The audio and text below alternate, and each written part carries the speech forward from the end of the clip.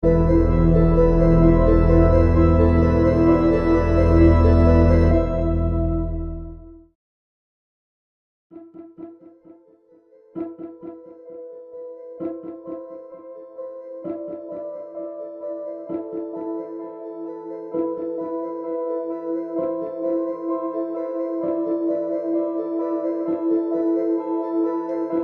to Leader Upgrade today. We sincerely apologize for delayed broadcast.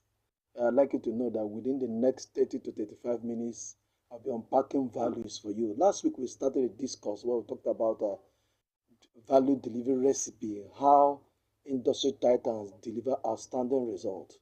But today, I'm coming up with something different. I'll be talking about scaling your leadership capacity. In other words, how to become an A game player.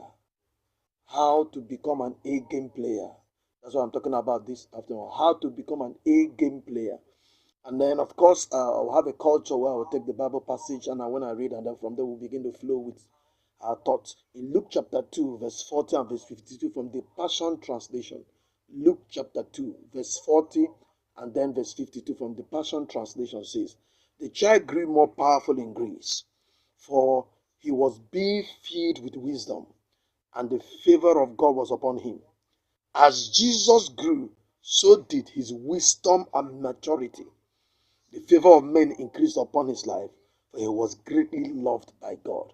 That is Luke chapter 2, verse 40 and then verse 52 from the Passion Translation.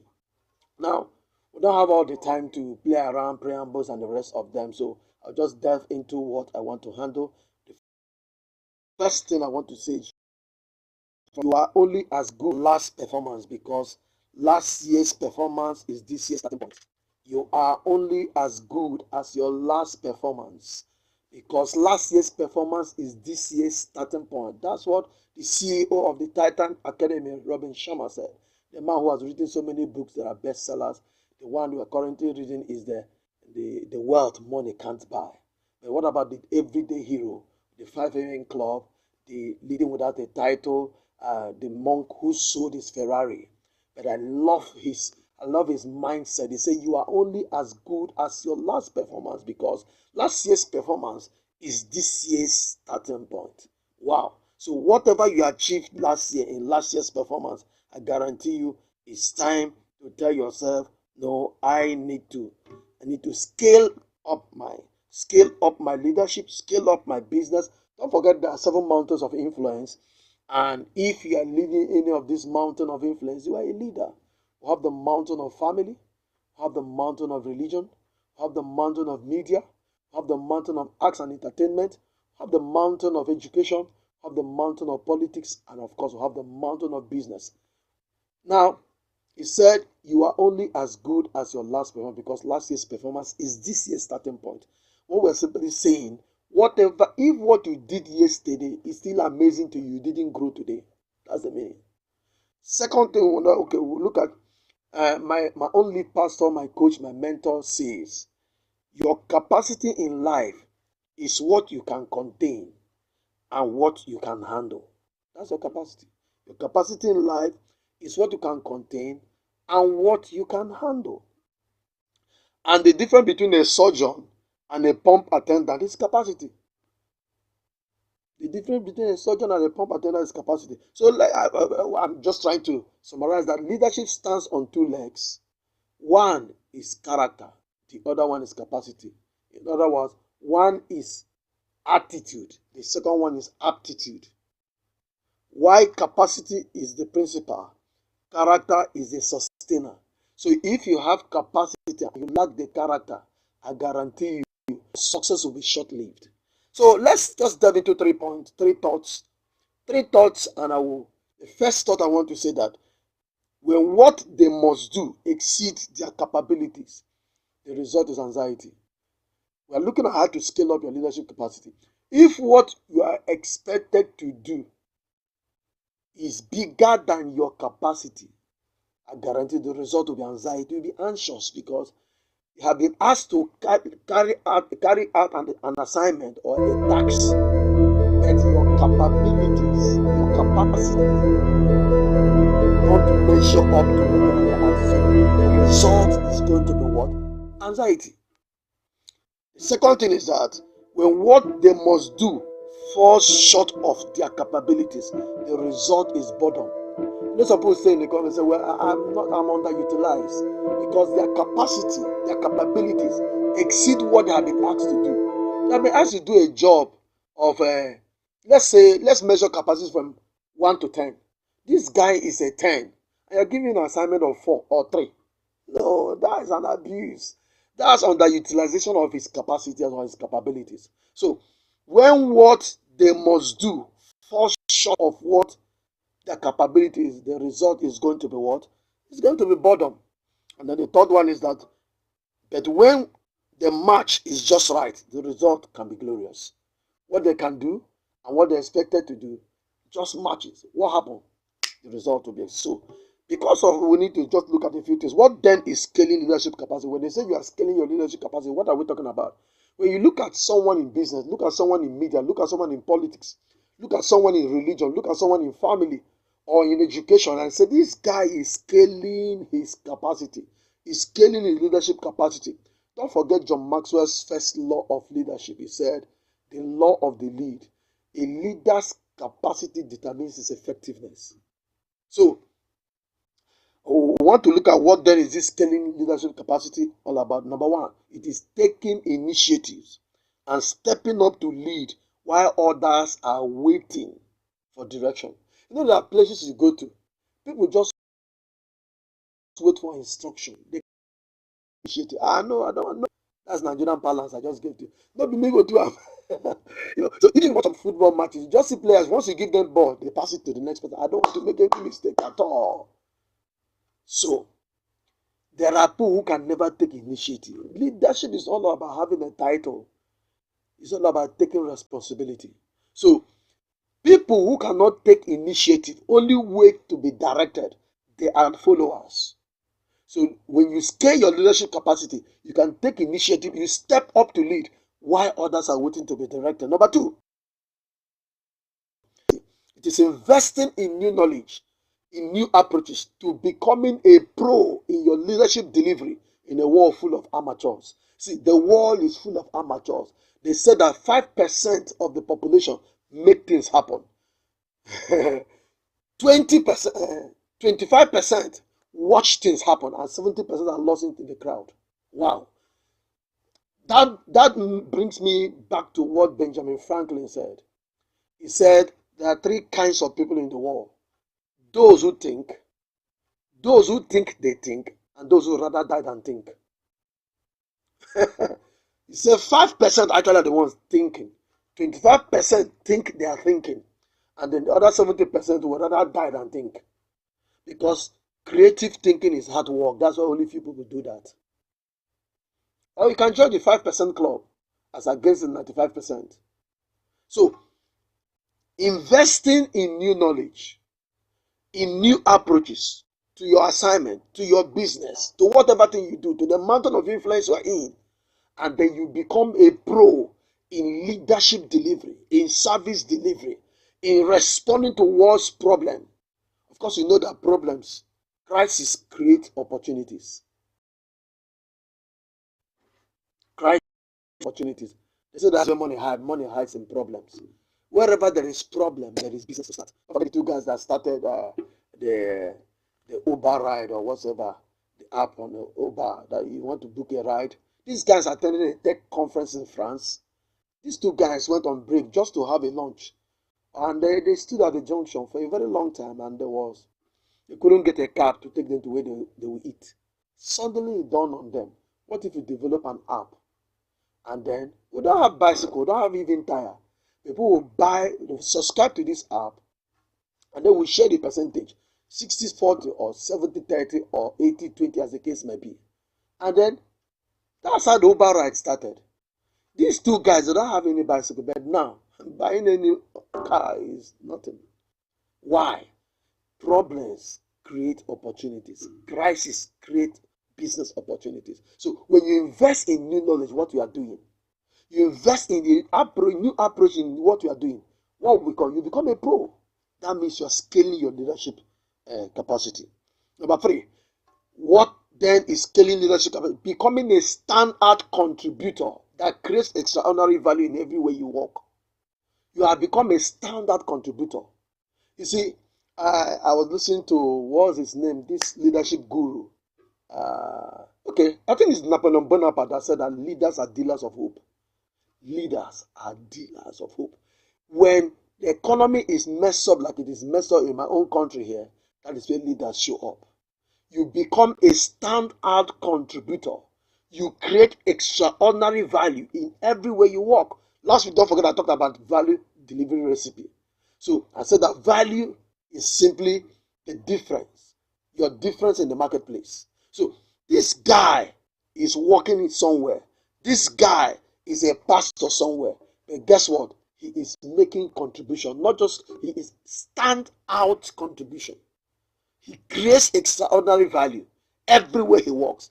He's not just in a while, but he has learned to become legendary in his performance, epic, history maker, and all of that. Somebody walked into Bill Gates' office so many years ago and found out that there was no television there. Actually, there is no television in your office. He said, those who make news don't watch news. They are busy creating the news. I said, wow. That's his answer. Those who make news, they don't watch news. They are busy creating the news. It's just like I've never seen any advert on Lamborghini. Why? Those who can afford it don't watch advertisement. No commercials on Lamborghini.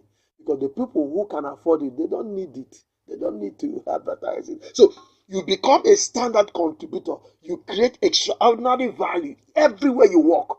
Whether you work in a religion, in a church, you work in media, you work in arts and entertainment, anywhere you are creating what? Extraordinary value. You are a standout contributor. You are not a taker, you're a giver. I think it was one time American president, I think Abraham Lincoln, that said, don't ask what America will do for you. Ask what you will do for America. The third definition of scaling leadership capacity is what? Blowing off destiny ceilings and embargoes, trafficking in the supernatural, and breaking forth into new heights. See, you blow off destiny ceilings, you take off embargoes, you start trafficking in the supernatural and breaking forth into new heights. See, what they call a destiny ceiling, simply say, you can't exceed this, I can't go beyond here. But now you tell yourself, no, I'll break off the ceiling. I'll take off the embargoes, whatever limitations on my way, I break them off so that I begin to produce what we call supernatural results. That when they look at your result, this result can't just be obtained because you attended Harvard, because there is supernatural is backing you. That's what it means to scale your leadership capacity. Now, if I'm tempted again to read the Bible passage, if you read Genesis chapter 27, verse 4 to 1, the Bible says that, of course, when Isaac said to his son Esau, please go and get me venison. Prepare something for me, something beautiful. Let me eat something savory. Let me take so that I can bless you. And then, of course, Jacob played the first one. But don't forget that so many years ago, that Esau had traded his birthright. Spiritually, he was no longer the first son. But let's leave all that for Bible studies. We are here to talk about leader upgrade. And then this guy decided, get something. The mother prepared something for him and he took it to the father. The father blessed him. But look at, in the course of blessing him, when Esau finally came in, Esau said, is there not let, even if it's one blessing for me? Look at what the father said. He said, you will live by your sword. You will live by your sword. When you become restless, that shall break the yoke off thy neck. Can you tell you something? Esau never served Jacob one day. Esau went off, blew off that destiny, took off the embargo, and began to traffic. Just his natural, and he had result. He broke into new heights. How did I know this? So you know when Esau was coming to receive Jacob, the Bible says he came with 400 men. Those were his staff. A man who had 400 staff, man, that's not a kiosk. That has at least gone to a certain level. 400 staff, paid staff, and they all accompany him. I knew he was not going to welcome Esau, Jacob. He was going to fight Jacob. That even though you collected the blessing, that I've seen something, but I want to kill you to tell you that I'm the first. But that's all that. He blew off destiny ceilings. Because his father said to him, when you become restless, you break the yoke from off thy neck. You see, there's this something women where they call it choker, right? I think they call it choker. And that choker is usually the size of the woman's neck. Guess what?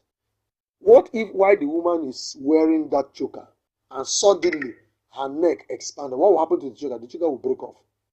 Do you know why you are still under that captivity? Capacity has not become bigger than the bondage. When your capacity grows beyond the captivity, captivity cannot remain. He said, when you become restless, that shall break the yoke from off thy neck. And Esau said, from the one I'm going to walk, I will not serve Jacob. And he didn't serve Jacob. That's what it means to scale up leadership capacity. Forget about what they told you, your spiritual background, blah, blah, blah, and the rest of them. If you blow off destiny ceilings and take off embargoes, you will traffic in the supernatural. And you break forth into new heights. I think that's, let me just leave that with that. I've given you 4 definitions of what it means in scaling your leadership. I say first is taking initiative and stepping up to lead while others are waiting for direction. Second one is saying investing in new knowledge and new approaches to become a pro in your leadership delivery in a world full of amateurs. And I say becoming a standard contributor that creates extraordinary value everywhere you walk, and then blowing off the ceiling. Now, there are leadership capacities you need to scale in. Time will not permit me. I'll just mention them. I might not be able to explain all of them, but you can go back and look at it. The first capacity, every leader, whether you say you are serving God or serving Satan, there is spirituality.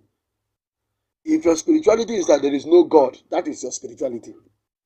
But if your spirituality is that there is the God in heaven, then spiritual capacity is your ability to grow your faith. That's what spiritual capacity is. Your ability to grow your faith. That's what spiritual capacity is. My father said, my lead pastor, my own mentor said, when a man grows his leadership capacity, the high places of life will make room for him. So the first capacity every man must grow is spiritual capacity, because the spiritual controls the physical. I was talking to them on Sunday.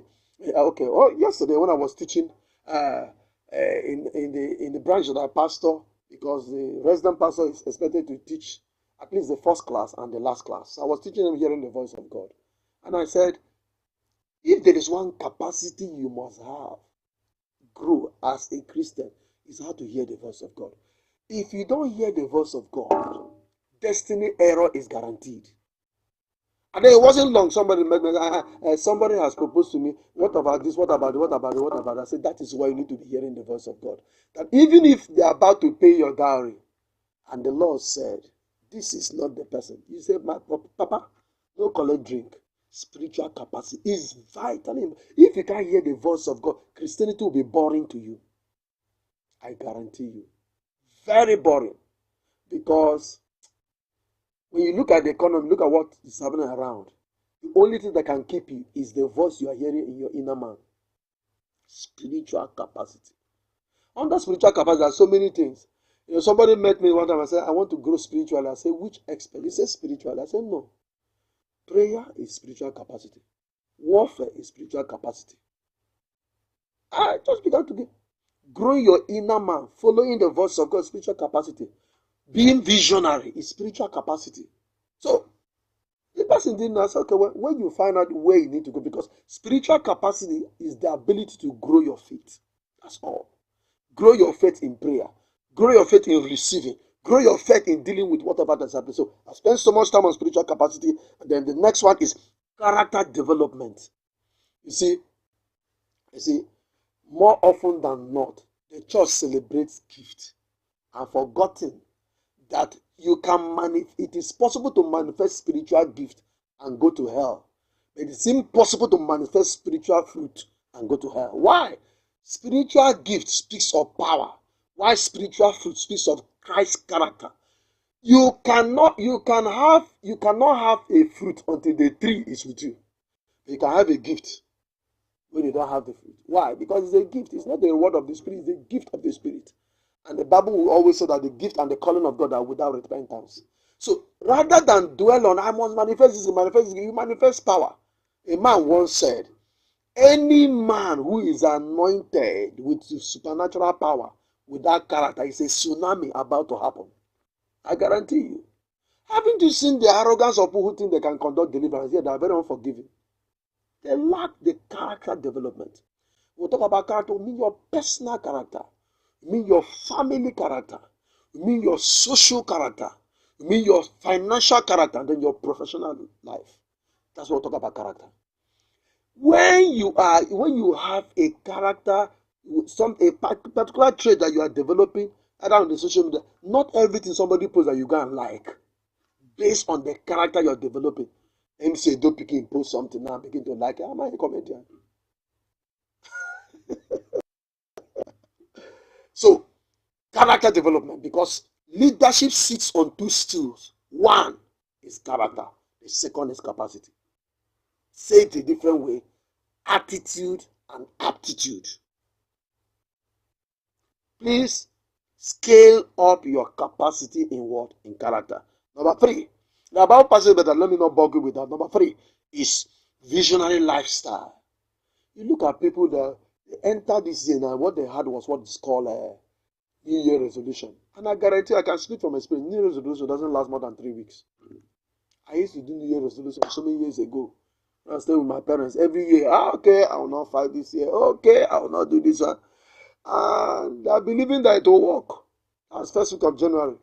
Before the 21st of January, I've broken all the distance. Because New Year's resolution, they last. It's not a vision. It's a resolution. So, visionary lifestyle, ability to see it, say it, and show it before they seize it. That's what a visionary lifestyle is. You cannot be a leader if you are not visionary, if you don't have a journey to take. My father said, no man should ask a generation to follow him when he has no journey to take. Visionary lifestyle. What am I going to? What future do I want to access? How do I assess it? That strategy and the rest of the visionary lifestyle. You see it, you say it, you show it before others can seize it. Visionary lifestyle. The next capacity you need to develop as a leader is called communication development. Every leader is a communicator. So you better learn how to communicate. Yes, I know that they say 55% of communication is body language. Body language. That's true. But without it, without communication, a leader will travel alone. Look at a man called, what's this UK, what's this guy's name? Winston Churchill, who took United Kingdom, Second World War. He came back and just communicated. And they say, we are ready to die.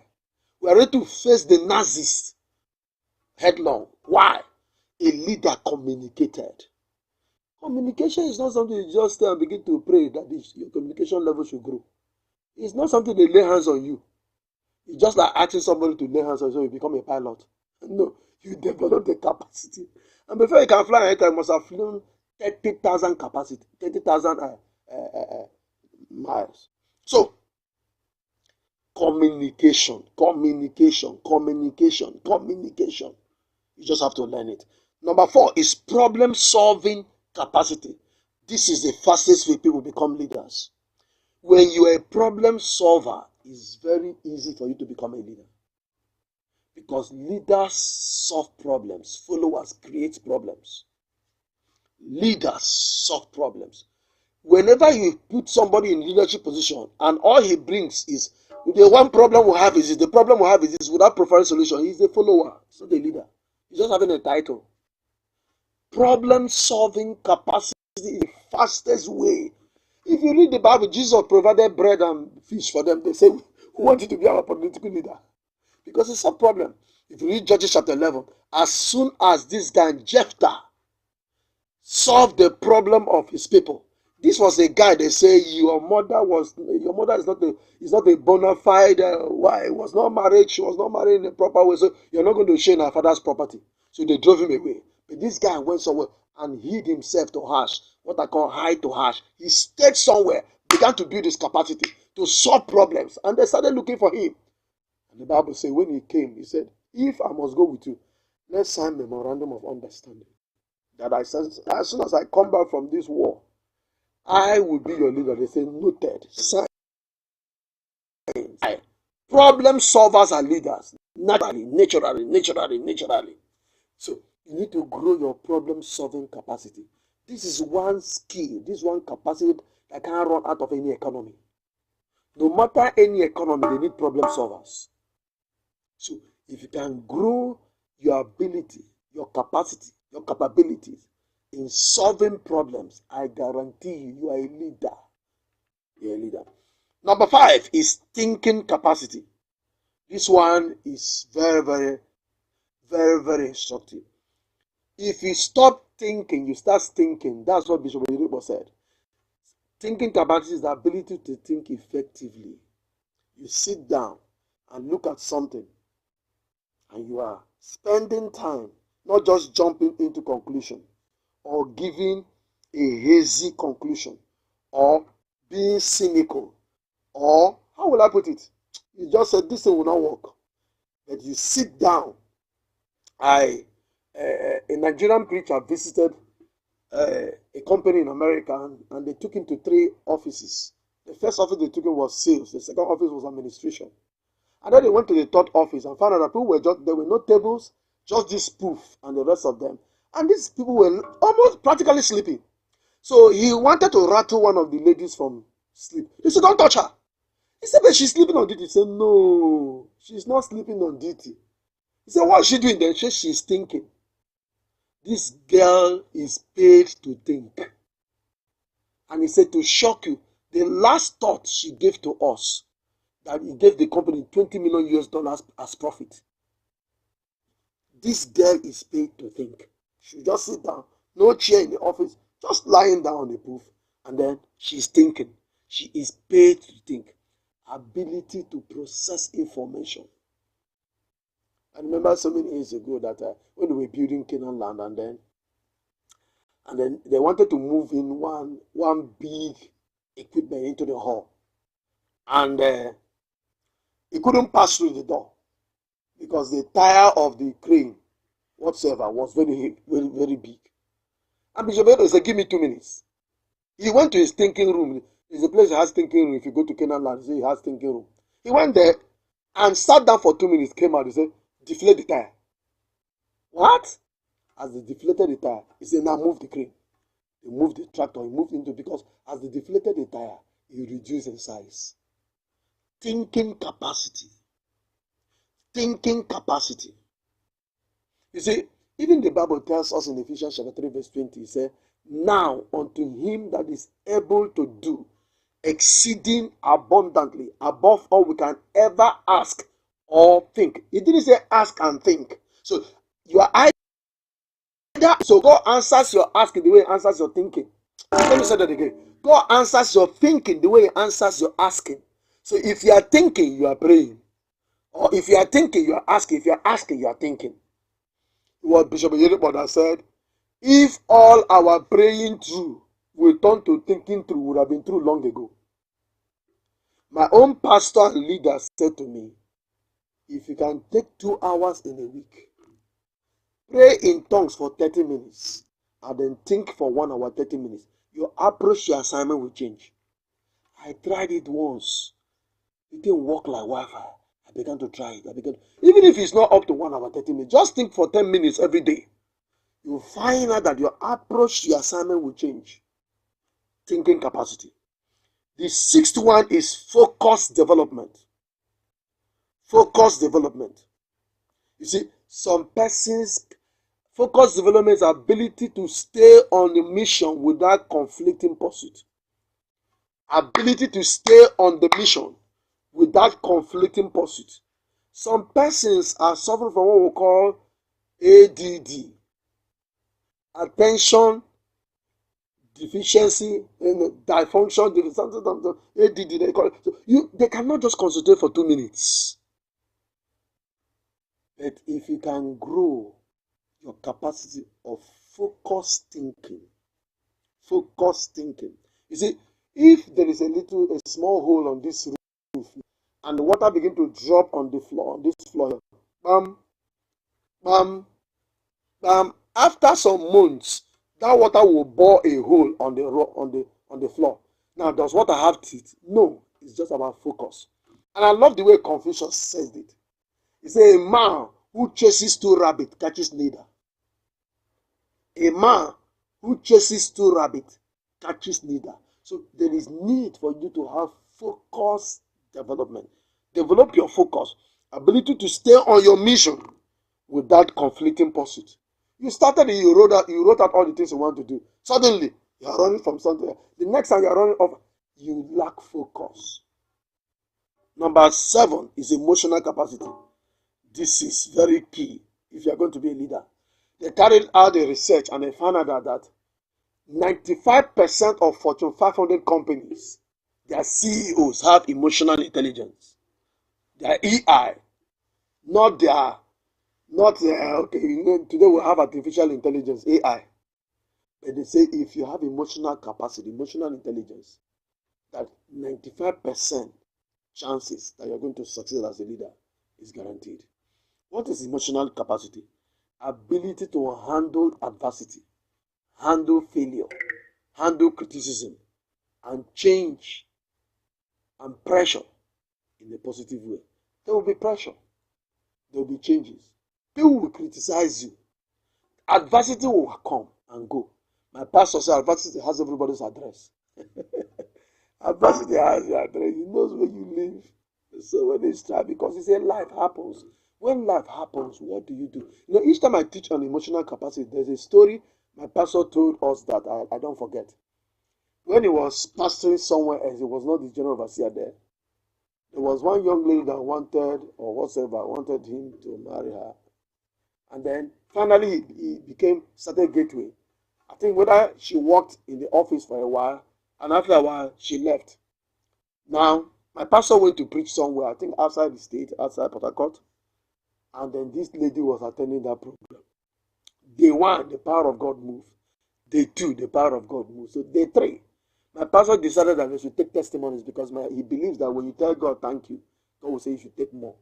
So thanksgiving is an application for more. And then check the queue of the testifiers. Guess what? That lady was in the queue. So, she said, maybe my minister has blessed her. Brothers and sisters, viewers, wherever you listen to me from all over the world, this young lady was at time to testify. Guess what she said? She said, this man is not a man of God. What a testimony. A man that God has used for at least 2 days, they saw it. And you came up with your own testimony, that your testimony is that this man is not a man of God. Now, the man of God was sitting down there. Each time I ask this question, I say, well, if you were the one, what would you do? So I will slap her. I will get her arrested. No, for character assassination. I will place a curse on her. I will curse her in the name of the Lord. Guess what my own pastor did? My pastor said, next testifier. He didn't respond to what she said. He didn't say she's telling, that's not true. She's lying. He said, next. Why? That's a man who has emotional capacity. I can handle this adversity. I can handle this criticism. I can handle this pressure. Brothers and sisters, if you lack emotional capacity, you will not relate to people very well. I keep saying, brothers and sisters, I thought I'm talking in church. No problem, just bear with me. I'm a pastor. The next one is leadership capacity. Let me just run them through and then just take you 4 ways on how to scale your leadership capacity. I'm out of your way. The next one is leadership capacity. Ability to lift and lead others. You know, there are people, when you give them assignment, they can perform that assignment and give you a peak performance and perform at the highest order. They are history makers. But when you ask them to lead others, it's a Herculean task. So that means leadership capacity is lacking. Ability to lift and lead others. It was a one-time CEO of General Electric. I love this guy so much, Jack Welch. He said, before you become a leader, success was all about growing yourself. He said, but when you become a leader, success is all about growing others. Before you become a leader, success was all about growing yourself. But when you become a leader, success is all about growing others. If you can't lead others, you are not a leader, even if you have a title. If you can't lead others. Of course, you know that leadership begins with self-leadership. So that's another capacity you need to grow. The 9th one is people capacity. People capacity. ability to build relationship, ability to build relationships. There are 7 currencies in the world, and the highest of the currencies is called relationship. If you don't know how to relate with people, I guarantee you can't go far. Because even leadership is people's business. Leadership is people's business. Ability to build relationship. I'm talking about what? People capacity. Ability to build relationship. That's something you need to grow your capacity in. And then the next one is production capacity. Production capacity. Ability to accomplish results. You see, if you are the type, and whenever you are giving an assignment, you are giving excuses. Well, this thing didn't work because of Susie. It didn't work because of Joshua. It didn't work because of this. You are not a leader. You are giving excuses. Excuse me. To excuse yourself is to accuse yourself. To excuse yourself is to exclude yourself. And excuses don't build empires. Please produce a result. You are asked to do something. Produce a result. Don't say, well, this thing didn't work because the other person didn't work. Produce result. Produce result. You see, it is not all about activity. See, accomplishment and activity, they are not the same thing. When I was in the bank, when we come to give sales report, this one say, I went to Indorama. From Indorama, I went to Ajip. From Ajip, I went to, they say, we're waiting. Because bankers are not grammarians, we are figurists. They're waiting for figures. He says, so what happened? He said, as I just entered, one person from another bank had collected the check. They say, stand aside. You don't have any report. And this other person comes and well, I just went straight to Ajip. I have a check of 500 million. Thank you. That's a report. Production capacity, ability to accomplish result. You have something in your hand to do. Please produce result. Without result, insult will continue. But as a pastor, I pray for you that your result will end every insult. The 12th one. Wow. The 12th capacity you need to develop as a leader is called listening capacity. Listening capacity.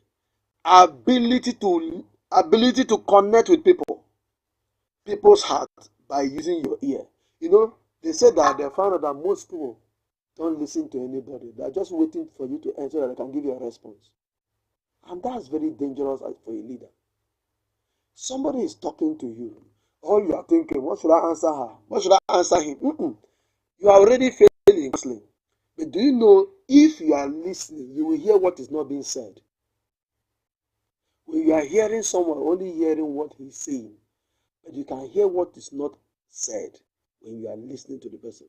You are connecting to people's hearts by using your ear. More often than not, as a pastor, you counsel people. People can give you good reasons. People can actually give you reason without giving you the real reason. Why did you come to church late? The issue is that I overslept. It's a good reason, but I have not told you that it's okay. Let's go. Then the 13th leadership skill. I will not exhaust all, but I'll give you up until 15 and I will stop. The 13th leadership capacity you must scale in is called self-discipline. Self-discipline. Ability to lead yourself before leading others. Self-discipline. Do you know there is a university in Nigeria who has self-discipline as a core value? Covenant University. Self-discipline. Self-discipline is to demand more from yourself than others will. Self-discipline is taking a decision against yourself. Doing what is commanded, not what is convenient, is self-discipline. Do you know to wake up at a particular time every day is self-discipline? I wake up 4:30 a.m. every day. I've done it for more than 17 years. Now I don't need an alarm clock to wake me up. Self-discipline. There are people who don't have when they wake up, when they go to bed, the books they are reading, when they pray, when they study. Their life is just a scattered graph, haphazard. They are glued to all the programs on television.